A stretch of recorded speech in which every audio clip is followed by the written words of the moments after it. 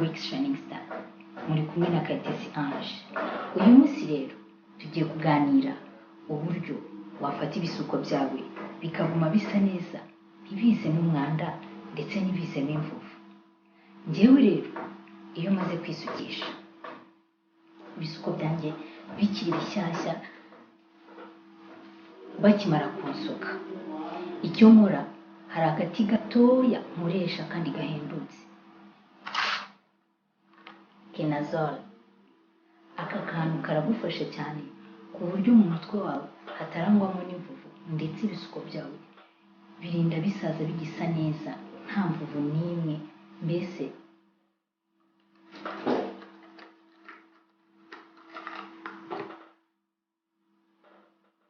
ni gatoya pe.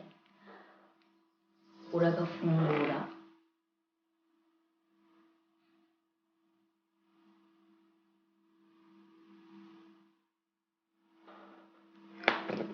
ukagenda usiga mu bisuko nyine hawe.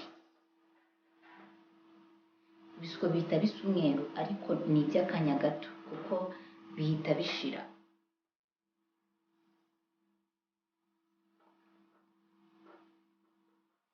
Urabona iyo ugisuka ntugire ikintu usigamo, hano hantu udusatsi turapfuka, imisatsi niyo iba iri kuvamo kubera ko nta mavuta aba arimo.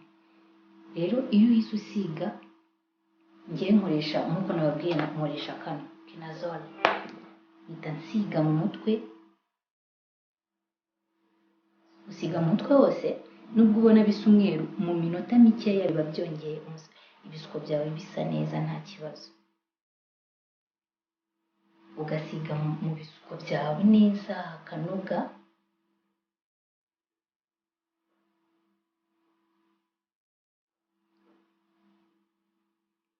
Ugasiga neza kabisa ku buryo umutwe wawe unoga.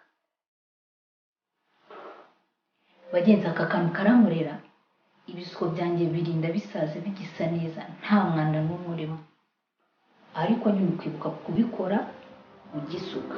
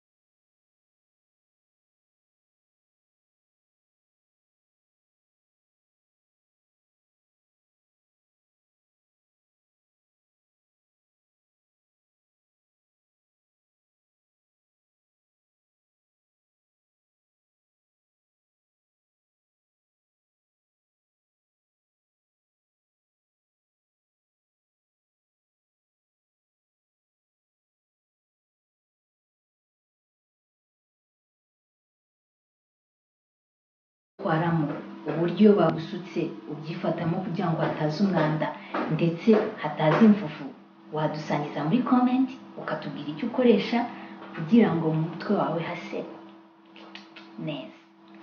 Ikindi rero munyemerere wenda ngira ikintu mvuga ku muntu usuka.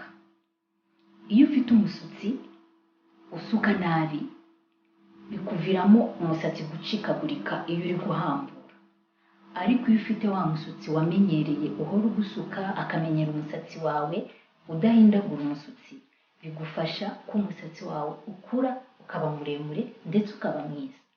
Ni byiza rero ko utagomba guhindagura umusatsi, ugomba gufata umusatsi umwe akamenyera umusatsi wawe kugira ngo utazacikagurika. Wa wundi urwara imvuvu umwe ugira umusatsi uzamo ibintu bivuvuka binatumuka, inama ya mbere rwose kandi muyitega amatwi ni igikakarubamba.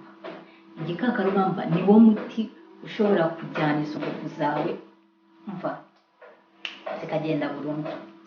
Uko ubikora, ufata igikakarubamba ntabwo ugisiga mu bisuko, ahubwo iyo wasukuye ufite imisatsi ufata igikakarubamba ukazajya ugenda usiga mu musatsi, wasatuje igisokozo ukajya ugenda usiga mu musatsi, hanyuma ukabireka bikuma ukabimarishamo nk'iminota nk'icumi ikuma bien, ukaza gufurishamo shampoo usanzwe ukoresha.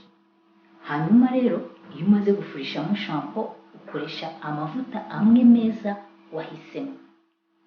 By'ukuri hari ibintu byinshi byagufasha kwivura imvuvu cyangwa se kuzirinda. Nubwo mbabwiye njyewe uburyo nkoresha, ariko n'undi wese yakubwira uburyo akoresha kandi ukaba bwaramukoreye, nahawe ho guhitamo.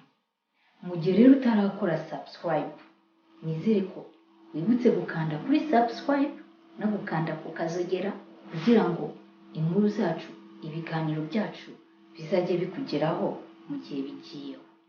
Ikindi kandi nimba wakunze uburyo nsutse, waca ahandikirwa comment cyangwa se ugaca kuri Facebook cyangwa se kuri IG cyangwa kuri Twitter, ubundi ukanyandikira nkakurangira umusatsi wagusuka neza ndetse yagusuka bijyanye n'umutwe wawe uramutse umwifuje. Kambibutse ko umusatsi mwiza bingana no kugira umusatsi mwiza. Mu gihe wasutswe n'umuntu uzi gusuka, menya ko umusatsi wawe utazacika. Yari The Wax Shining Star, Imana ikomeze kubandindira, naho ubutaha. Ciao ciao, ciao ciao, bye bye.